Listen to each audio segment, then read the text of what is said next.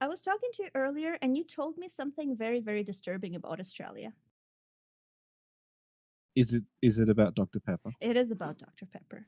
Okay, you cannot get Dr. Pepper normally in Australia, but there are places that like sell imported American cans at an enormous markup. So you're telling me you have bird eating spiders, human eating snakes, but Dr. Pepper is somehow unallowed. Well, the thing is, right, when I was in high school, we had Dr. Pepper, and you could get it. And I remember, like, I think it wasn't very successful, and the supermarket across the road from the school was trying to get rid of it. So one day, me and my friends went to the supermarket across the road, and we bought every single bottle of Dr. Pepper there because they were like 50 cents each, and we pooled our money. And then we found an unused locker in the school and just filled it with bottles of Dr. Pepper, and it was like our fridge. You hooligans. Well, no one was using it, so we just go there like, "Oh, I'm a bit thirsty. I'll go to the Dr. Pepper locker," and it lasted us like most of the year. It was like, You had like the last supply of Dr. Pepper in Australia. I think honestly we should have driven demand up. You should have. Yeah, but like we just had a locker full of Dr. Pepper for like about 8 months. We would just go there and just say, "I'll take another bottle out." 'Cause Mm. yeah, we spent like 20 $25 on like 40 or 50 like bottles of Dr. Pepper. You guys were intense. Oh my Oh. goodness. It's okay. I think we can start a send Richard some Dr. Pepper campaign.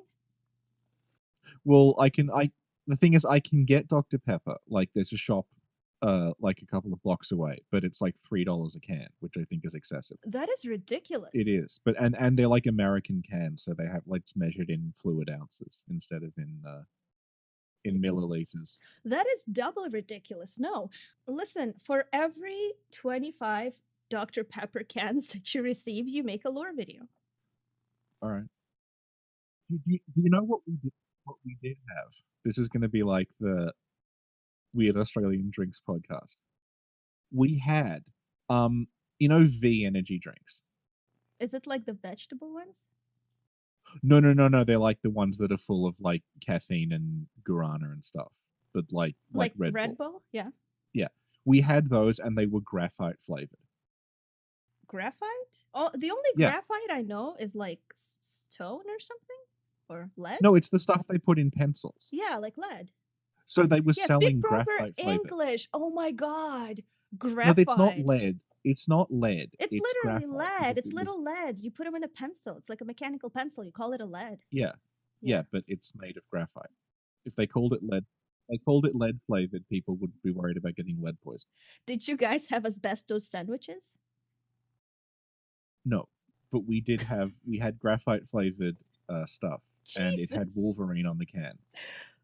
I have never, I could not, I don't even have the words. Who would drink I that? don't know what like the rationale behind it was. If like they tried to make something that tasted like a pencil, or they made this flavor and no one knew what it was supposed to be, and they were like, "Oh, it kind of tastes like a pencil."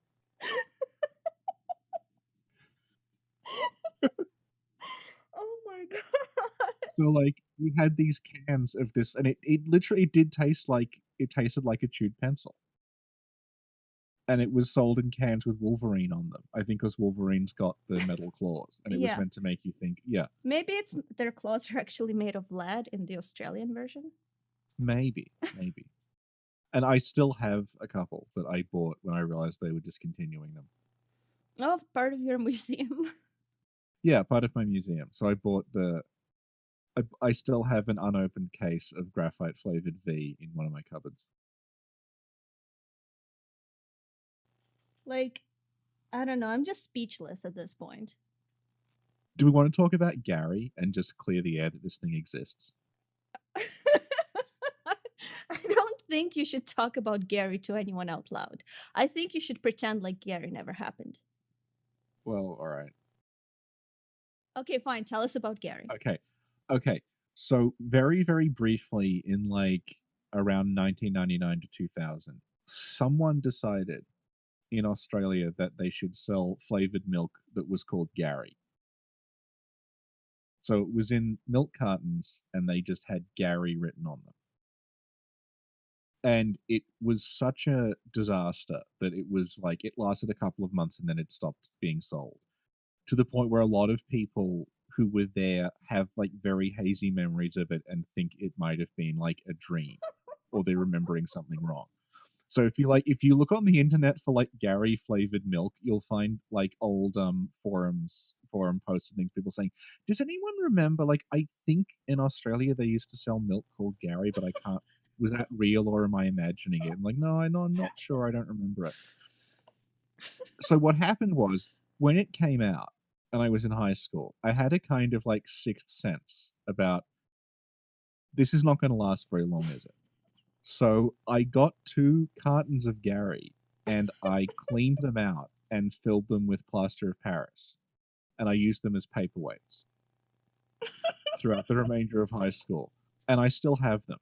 So in my room now is preserved the hard proof that Gary did in fact exist. And I have, I think it's a banana and a strawberry Gary.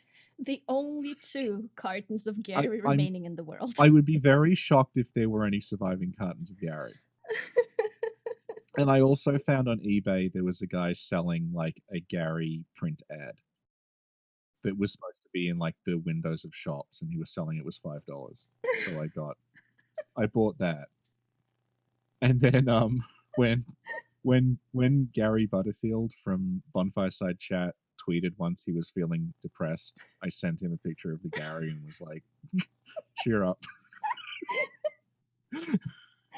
I hope this makes you feel better that for a brief moment in time you could buy milk called Gary in Australia. And another thing about Gary is that there was like a Gary competition where they wanted people to go and take photographs of themselves with a carton of Gary, like the carton of Gary was actually their friend called Gary. So it would be like taking pictures of yourself like going for a walk in the park with Gary. And like here I am playing football with Gary and things like that. So it'd be like a guy like passing a football to a carton of Gary. Oh my god. And like I remember those ads being in music magazines around the time. So like if we ever find a way of getting to like the archives and like the National Library of all the music magazines that were published around 1999 to 2000, those Gary ads are probably in there.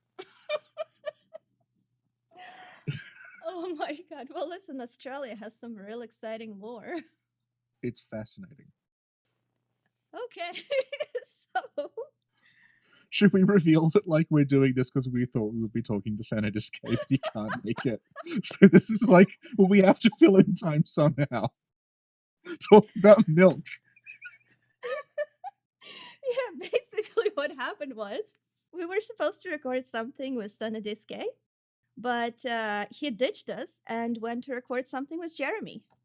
So you better watch it, Jeremy, cutting in on our turf like that. Either way, it's fine because I had a couple of questions I wanted to ask you. Okay. Are they about Gary?